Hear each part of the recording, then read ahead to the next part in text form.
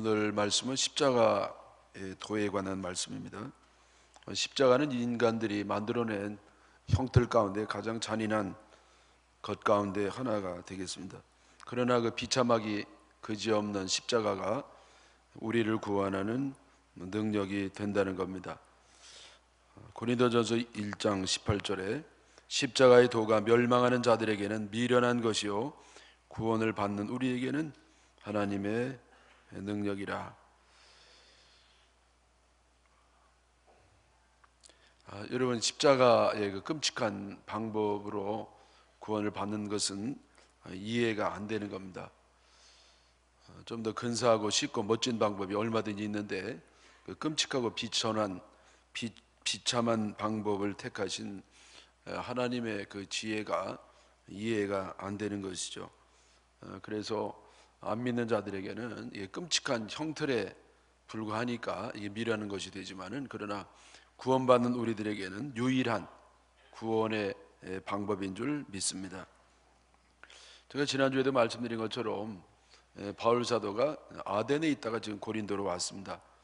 아덴에는 그 당시에 모든 정신세계의 뿌리가 되고 중심지가 되는 곳이기 때문에 그 아덴이 복음화가 된다고 하면 나머지 서양 세계에 복음화는 시간 문제라고 생각하고, 이 바울 사도는 아주 야심찬 설교를 준비를 했습니다. 아주 철학적이고 역사적이고 문학적이고 심리적이고 현학적이고 아주 멋진 설교를 준비해서 전했는데 결과는 신통치 않았습니다. 그저 손가락에 셀 수 있을 정도의 그런 교인이 생겼을 뿐이었습니다. 그 후에 이 바울 사도가 고린도로 내려오게 됐는데, 이 고린도에서 바울 사도는 한 가지 결심한 게 있습니다. 내가 다시는 이런 멋진 설교 안 하겠다. 이제는 정말 순수 복음, 이제 십자가 외에는 전하지 않도록 작심을 했습니다. 그래서 복음인 십자가를 사람들에게 전했을 때 의외의 결과가 왔던 것이죠. 고린도 사람들은 아주 참 타락한 도시였기 때문에 누구보다도 죄가 많은 사람들이었는데, 이 바울 사도의 그 복음, 오직 십자가에 어떻게 보면 어리석어 보이고 미련해 보이는 이 말씀을 듣고 많은 사람들이 예수님을 믿고 거듭나게 됐던 겁니다. 그래서 십자가가 안 믿는 사람에게는 미련한 것이 되지만은, 그러나 믿는 사람들에게는 구원하는 하나님의 능력이 됨을 다시 한번 확신하시기를 바랍니다. 제가 말씀드린 것처럼 하나님께서는 우리를 구원하실 때 얼마든지 쉽고 멋지고 근사한 방법으로 할 수가 있는데, 어떻게 이렇게 참 기가 막힌 방법으로 구원을 하셨는지 이해가 안 됩니다. 아무리 이해해 보려고 해도 이해가 안 갑니다. 우리 하나님 목소리 한번 바라지면 천하가 다 사라질 수도 있고 없던 세계가 만들어질 수도 있고, 그런데 왜 하나님은 이렇게 비참한 방법으로 사람을 구원하시려고 했을까요? 그냥 한마디로 그냥 탁 아가 탁 사라지라. 그리고 모든 사람은 다 구원받으라. 2, 3초면 된다는 말이에요. 근데 이렇게 처절한 고통을 받아야 되고 울어야 되고 힘들어야 되고 아파야 되고, 여러분 이런 정말 어려운 방법으로 왜 구원하시는지 우리는 참 도저히 이해할 수가 없습니다. 여러분, 십자가형에 대해서 모르는 사람이 없지 않겠습니까? 이것은 로마에서 어떻게 기원이 됐는 건 잘 모르겠습니다만은, 로마에서는 특별히요, 정치범들, 특별히 황제에게 영모죄를 저지른 사람들을 처형하는 형이었다는 겁니다. 여러분, 황제를 내쫓고 새로운 황제를 옹립하려고 하는 이 구테타인데요, 이걸 실패한 사람은요 극형에 처해야 되는 겁니다. 그래, 황제 입장에서 가장 악랄한 죄인이기 때문에 아주 본때를 보이기 위해서 가장 잔인한 방법으로 사람을 죽이는 것이었죠. 사람을 다 홀딱 벗겨놓고요 십자가 틀에 매다는 겁니다. 그것도 이 손과 발에 대못을 박아가지고 느려뜨려 놓으면은요 모든 온 몸무게가 이 세계 못에 이렇게 걸리기 때문에 그 찢어지는 아픔이라는 것은요 상상할 수가 없는 것이죠. 이들의 소원은요 빨리 죽는 게 소원인데 천천히 죽게 되는 겁니다. 며칠이고 죽지를 않아요. 어떤 거는 몇 주씩 간다고 그래요. 그러면 그 고통을 서서히, 잔인한 고통을 서서히 느끼는 그것이 바로 십자가의 형이었습니다. 하나님께서는 우리를 구원하신 방법으로서 이렇게 기가 막힌 형벌을 받으심으로써 구원하는 방법을 선택을 하신 겁니다. 그래서 십자가를 통해서 구원받는 방법은 세상에서 똑똑한 사람이 볼 때는요 말도 안 되는 참으로 어리석고 바보 같고 미련한 이해할 수 없는 방법일 수밖에 없습니다. 20절에요 지혜 있는 자가 어디 있느냐, 선비가 어디 있느냐, 이 세대의 변론가가 어디 있느냐, 하나님께서 이 세상의 지혜를 미련하게 하신 것이 아니냐. 그래서 여러분 이 세상의 지혜는요 십자가 앞에서는요 이 소용이 없어요. 이해할 수가 없는 겁니다. 21절에 보겠습니다. 하나님의 지혜에 있어서는 이 세상이 자기 지혜로 하나님을 알지 못하므로 하나님께서 전도에 미련한 것으로 믿는 자들을 구원하시기를 기뻐하셨도다. 여러분 인간이 아무리 지혜가 있다 할지라도 하나님을 알 수가 없습니다. 이 크신 하나님을 알 수가 없고요 그 깊으신 속을 사람의 지혜로 깨달을 수가 없는 겁니다. 다만 하나님이 우리에게 보여주신 조금을 알 뿐이에요. 여러분 마찬가지로 십자가는요 사람의 지혜로는요 이게 이해가 안 되는 겁니다. 그래서 다만 우리가 아는 건 뭐냐면 전도라고 하는 효과도 별로 없는 것 같고 미련해 보이기만 하는 전도라는 방법으로 우리를 구원하신 그것만 알 수가 있는 겁니다. 여러분 이 세상의 지혜는요 어디까지 와 있느냐면 정의가 다예요. 경호진 거, 공정한 거, 공평한 거, 바른 거. 그래 이 정의가 다입니다. 그 이상 넘어갈 수 없는 겁니다. 근데 하나님은요 십자가를 보여줌으로써 이 세상 사람이 이해할 수 없는 방식으로 우리를 구원하신 겁니다. 그게 뭐냐? 희생입니다. 희생. 여러분 하나님은요 우리를 구원하기 위해서 대신 벌을 받으시고 희생하심으로써 우리에게 자유를 주시고 구원을 주신 겁니다. 여러분 이 세상 어떤 신이 자기가 대신 벌을 받고 희생하는 신이 어디 있습니까? 세상에는요 이렇게 자기 스스로 희생하는 신이 아무도 없습니다. 오직 사랑 많으신 하나님께서만 우리를 위해서 대신 벌을 받으시고 희생을 하심으로써 우리를 구원하신 줄 믿습니다. 여러분 세상은요 희생을 잘 몰라요. 다만 우리 부모님들의 그 사랑이 조금 희생이 있습니다만은 일반 세상에서는 희생이 찾아볼 수가 없습니다. 만약에 여러분 가운데 희생적인 삶을 살려고 그러면요 장사를 하더라도 옆에 내 주변 사람 친구들이 잘 되도록 나는 일부러 장사를 못 해야 돼요. 할 수 있습니까? 여러분 입시철에도 열심히 공부하면 안 됩니다. 친구들 다 좀 합격시켜주기 위해서 내가 일부러 공부를 못해서 떨어져야 돼. 여러분 그게 희생입니다. 그렇게 할 수 있습니까?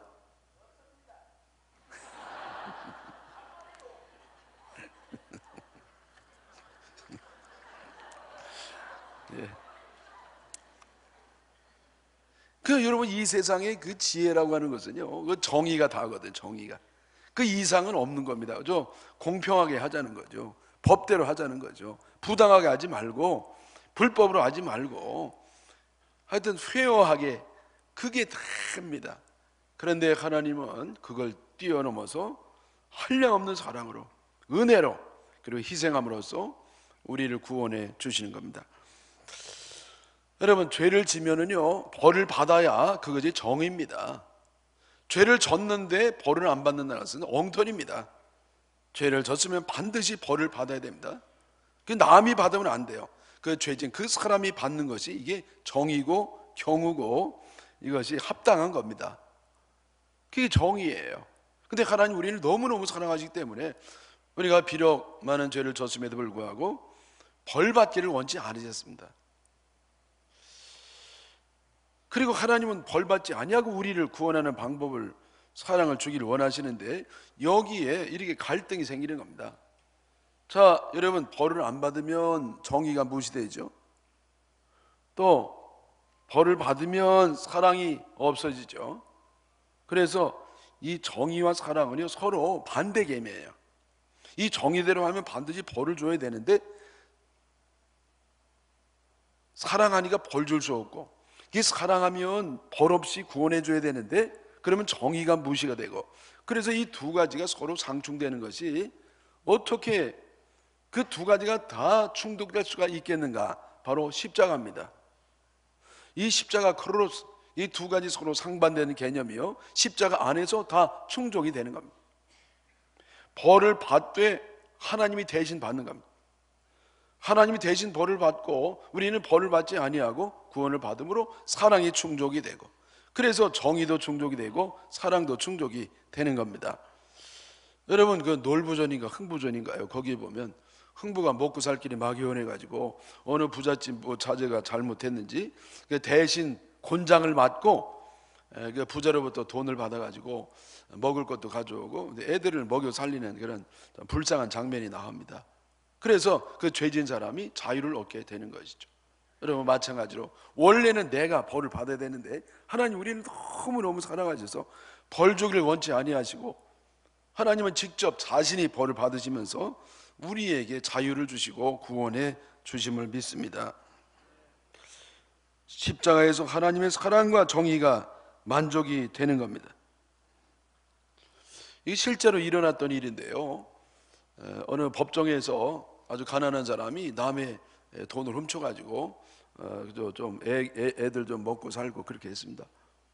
불쌍하지만 어떡합니까? 나라를 바로 기강 세우기 위해서 벌을 주는데 이 양반이요 벌금형을 받고 갚을 수가 없는 겁니다. 그래서 판사가요 이렇게 벌금형을 때리고 자기 주머니에서 지갑을 열어가지고 돈을 뺐습니다. 그리고 그 모자에다가 그 돈을 넣은 겁니다. 그리고 방청석이 그걸 다 돌려가지고 사람들이 거기에다 돈을 넣음으로 해서 벌금이 해결이 됐다는 겁니다. 여러분, 우리는 벌을 받아 마땅하지만 우리 주님이요 나 대신 값을 지불해가지고 우리는 값 없이 자유를 얻게 됨을 믿으시기를 바랍니다. 구약시대에 하나님은 정의의 하나님이 주로 드러났습니다. 하나님은 거룩한 백성들에게 거룩함을 유지하기 위해서 계속적인 정의를 요구를 하신 겁니다. 만약에 바르게 살지 않으면 징계를 하신 겁니다. 징계를 하심으로써 그들이 바로 오도록 수없이 하나님은 그것을 반복을 하신 겁니다. 근데 놀랍게도 백성들은요 하나님이 징계를 받으면 그때만 빤하고요 조금만 지나면 또 어김없이 옛날 죄된 생활로 돌아가곤 했습니다. 마지막에는 하나님이 견딜 수가 없어가지고요 이제는 바벨론이라고 하는 당시에 최강대국 군대를 보내가지고 완전히 쫄딱 망했습니다. 웬만한 사람 저 바벨론으로 포로로 가서 70년 동안 있다가 왔습니다. 포로에서 회복이 된 다음에 저들은 성전도 재건하고 도덕도 재건하고 나라도 재건하고 이제는 정말 거룩한 백성답게 사는 줄 알았더니 웬걸 또 엉터리로 사는 겁니다. 그래서 하나님은 저들에게 시리아를 보내기도 하고 또 히랍을 보내가지고 점령당하기도 하고 마지막에는요 로마를 통해서 저들을 짓밟는데 하도 이 죄가 많으니까 하나님은요 이스라엘 백성을 전 세계 다 흩어놓으신 겁니다. 그게 구약시대에 하나님의 역사하심의 방법이었습니다. 하나님의 정의가 드러났죠. 정의는 죄가 있는 사람은 벌을 받고 징계를 받는 겁니다. 근데 이제는 새로운 의의가 나타났어요. 이 과거엔 정의, 하나님의 공의가 나타났는데 신약시대에는 또 다른 의의가 나타났는데 그 의의는 뭐냐면 은혜의 의의예요. 은혜의 의의는 뭐냐? 죄를 졌음에도 불구하고 벌받지 아니하고 사는 방법이 있는 겁니다. 이 은혜의 의의가 누구냐? 바로 예수 그리스도가 은혜의 의의시고 십자가에서 피 흘려 죽으심으로써 우리를 살리신 그것이 바로 새롭게 하나님이 우리를 구원하시는 방법인 줄 믿습니다. 여러분, 인간은요 정의 갖고는 바로 설 수가 없어요. 벌줌으로 사람이 변화되는 게 아닙니다. 그가 죄에서 자유를 얻는 게 아닙니다. 사람들이 죄를 벗어나는 유일한 방법은 오직 십자가밖에 없는 겁니다. 하나님 대신 희생함으로써 벌을 받으시고, 그때 우리는 자유를 얻고요, 죄로부터도 벗어나는 능력을 얻어서 구원을 받는 줄 믿습니다. 여러분, 하나님은요 당신에게 벌을 정하셨는데 사실은 그것보다 더 심각한 것을 우리에게 주신 겁니다. 하나밖에 없는 아들 예수 그리스도를 우리들에게 다 주신 겁니다. 제가 종종 말씀드립니다마는 사형수는요 어떻게 하면 요즘 같은 시대에 사형수가 되겠습니까? 근데 사형수를 위해서요 착한 사람이 사식을 넣어줄 수 있을 겁니다. 아유, 얼마 있으면 죽을 건데 따뜻한 밥이라도 한번 먹고 죽으라. 그래서 불쌍한 마음으로 사식을 국밥 한 그릇 넣어줄 수 있습니다. 아니면 애들이 무슨 잘못이 있노, 그래서 애들을 잘 돌봐줄 수는 있을 겁니다.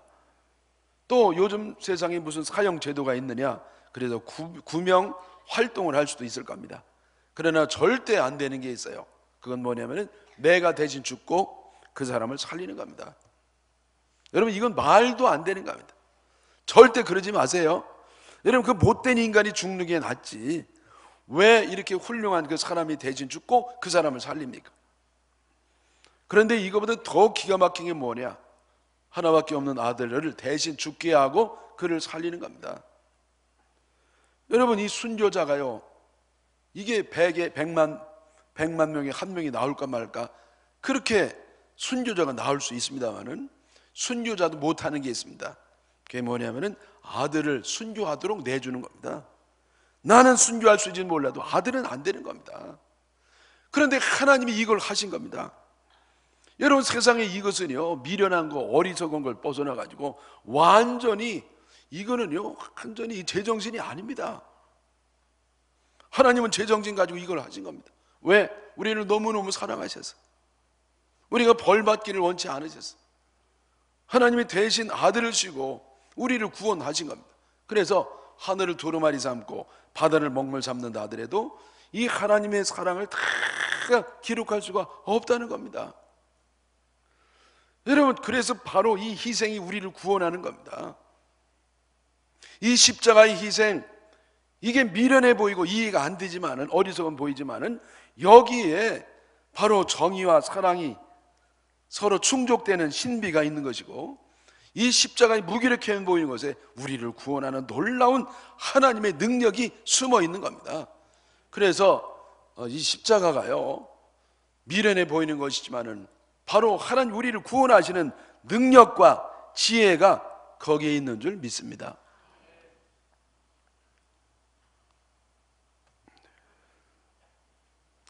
제가 과거에 읍단위 교회에서 목회를 할 때요, 그 옆 교회에서 큰일이 났습니다. 뭐냐면은 여름에 청년 수련회를 낙동강 상류로 갔는데요, 거기서 갑자기 홍수가 나가지고요 그 강가에 텐트를 쳤는데 그냥 떠내려 갔습니다. 그때 떠내려 가면서 청년 하나가 죽었습니다.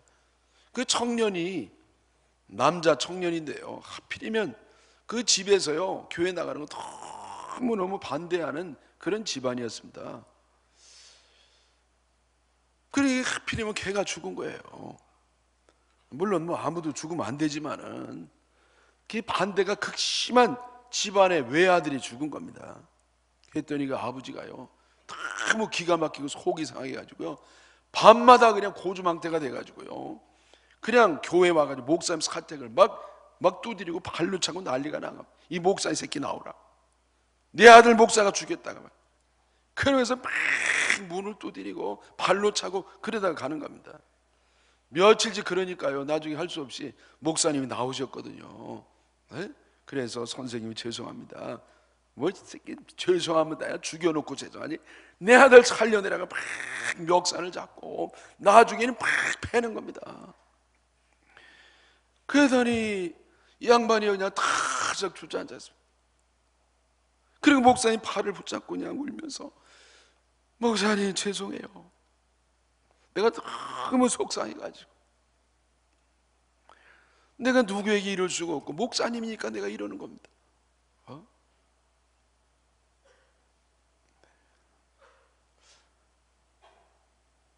유품을 정리하다가 아들의 일기장을 봤는데 거기 뭐라고 써있냐면은 나는 우리 아버지 엄마 그리고 함께 다 예수 믿고 함께 영생 얻으면 좋겠다고, 그게 가장 간절한 소원이라고 죽기 전에 마지막 일기에 써 있는 겁니다. 그래서 내가 아들 소원을 들어줘야 되겠다는 마음이 한편에 있지만은 그러나 너무 억울하고 속상해서 그냥 이 목사님한테 와가지고 자기가 알면서도 행패를 부렸다는 겁니다. 그러면서 이분이 다음 주부터 교회를 나왔어요. 만약에 목사님이 거기 경찰에 고소를 하고요, 어디서 이 깡패 같은 게 그냥 그랬으면은요, 그 구원은 물 건너 가는 겁니다. 아무 잘못 없는 사람이 당하고 희생할 때에 때린 사람이 구원의 길이 열릴 수가 있는 겁니다. 네? 여러분, 누가 억울하게 때리면은요 달게 맞으시기를 축원합니다. 여러분, 거기에 그 사람의 구원의 길이 열릴 수가 있는 겁니다. 제가 어렸을 때 우리 담임 목사님으로부터 들은 유명한 일화가 있습니다. 오봉 선생님 이야기인데요, 우리 대만의 목사님 훌륭한 선교사인데 이분이요, 그 옛날 얘기이기 때문에 그 식인 풍습이 있는 지역에서 복음을 증거하는 겁니다. 아무리 사람들이 가르쳐도요, 사람이 그리 맛있는지 그거를 이게 안 되는 겁니다. 그래서 이 오봉 선생이 아주 기도하다가 한 가지 작심을 했어요. 그래서 이 교인들에게 얘기하는 겁니다. 여러분, 사람 잡아먹으면 안 됩니다. 마지막으로 한 사람만 잡아먹고 더 이상 잡아먹지 말라고. 그러면서 내일 정오 때에 이 교회 앞을 지나는 모자를 푹 눌러 쓴 사람이 있으니까 그 사람 잡아먹고 그 다음에 잡아먹지 말라고 약속하냐고 약속했어요. 그리고 다음날 얘기한 것처럼 정오가 돼서 그 모자를 푹 뒤집어서 얼굴을 알 수 없는 사람이 지나가서 얼른 잡아가지고 먹었습니다. 먹었는데 보니까요, 글쎄 이게 자기네들이 그렇게 존경하던 선생님을 잡아먹은 겁니다. 그래서 이들이 그 이후로 식인 풍습을 버렸다고 하는 유명한 일화가 있습니다. 여러분, 죄로부터 구원받기 위해서는 누군가 죽어야 됩니다. 죄 있는 사람이 죽어가면 안 돼요. 자기 죄값이니까. 죄가 없는 사람이 죽을 때 하나님께서는 그 영혼을 구원하는 길이 열리는 줄 믿습니다. 제가 어렸을 때는 초등학교를 국민학교라고 그랬거든요. 그때 저희 학교는요, 이렇게 남녀를 이렇게 서로 남녀 해가지고 테이블에 2명씩 앉도록 되어 있는데요, 그렇게 남학생, 여학생 그렇게 앉았습니다. 근데 그래도 이제 가까이 지내는 녀석이 아주 개구쟁이인데요, 이 녀석이요, 자기 그 여학생 짝꿍이 아주 그냥 마음에 안 들어가지고요, 얼마나 괴롭혔는지 몰라요. 그래 늘 괴롭히고요, 금도 이렇게 뭐 하여튼 거의 끄트머리 이렇게 놓고 넘어 때린다고 그러고, 이렇게 8만 원 좀 막 연필로 막 찌르고 막 알밤을 주고 굉장히 괴롭혔습니다. 그리고 거기다가 막 낙서를 했어요. 선생님이 지나가시다가 낙서하지 말랬더니 여기 누가 낙서했냐고. 그리고 그 여학생을 막 질질 끌고 나가가지고요, 그 앞에서 손을 드는 벌을 세웠습니다. 그 이후에 친구가 더 이상 그 여학생을 괴롭히지 않았다는 거예요. 왜냐하면 너무 미안해가지고. 누가 그랬냐고 그러면 바로 자기를 얘기했으면 자기가 선생님한테 혼날 텐데 얘기하지 않냐고 그냥 그 여학생이 그걸 자기가 받은 겁니다. 어떻게 그랬죠? 마음에 들어서 그랬나? 그게 미안해가지고 그다음부터는 아주 잘해줬다더라고요. 맛있는 거 좀 막 사다 주고 말이죠. 여러분, 사람을 변화시키는 것은 벌로 되는 게 아닙니다. 정의로 되는 게 아니에요. 영국에서요, 하여튼 1,000원만 훔쳐도 사형 당하는 그런 때가 있었다는 거예요. 그때 더 범죄가 극성을 부렸다는 겁니다. 여러분, 정의 갖고 사람이 변하는 게 아니에요. 구원을 받는 게 아니죠. 오직 사랑만이, 희생만이 능력이고 지혜고 우리를 구원하는 것이 되는 줄 믿습니다. 23절에 보겠습니다. 우리는 십자가에 못 박힌 그리스도를 전하니 유대인에게는 거리끼는 것이요 이방인에게는 미련한 것이로되 오직 부르심을 입은 자들에게는 유대인이나 헬라인이나 그리스도는 하나님의 능력이요 하나님의 지혜니라.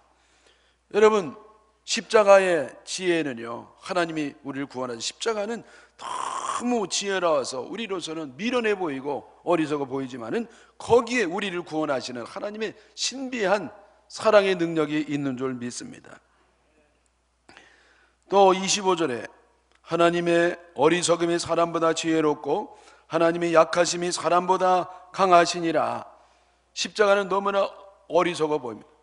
여러분, 우리의 그 계산적이고 우리의 타산적이고 우리의 정의의 그 경우진 이것을 보면 너무나 바보 같고 어리석어 보이지만은 바로 그 어리석음이 사람의 지혜보다 훨씬 높은 지혜를 갖고 있는 줄 믿으시기를 바랍니다. 또 하나님이 약하심이 사람보다 강하시니라. 여러분, 희생이 얼마나 약한 것입니까? 사랑은 너무나 무기력한 것입니다. 그냥 그것으로 끝나는 아무 힘이 없는 게 사랑이에요. 그러나 그 사랑 속에 진정한 힘이 있어서 우리를 구원해 주는 겁니다. 죄인을 구원하시고 더 이상 죄 가운데 거하지 아니하도록 하는 놀라운 신비한 강한 능력이 십자가에 있는 줄 믿습니다. 사랑하는 여러분, 오직 십자가만 우리 구원함을 믿으십니까? 믿고 구원받으시고 전하시기를 주님의 이름으로 축원합니다.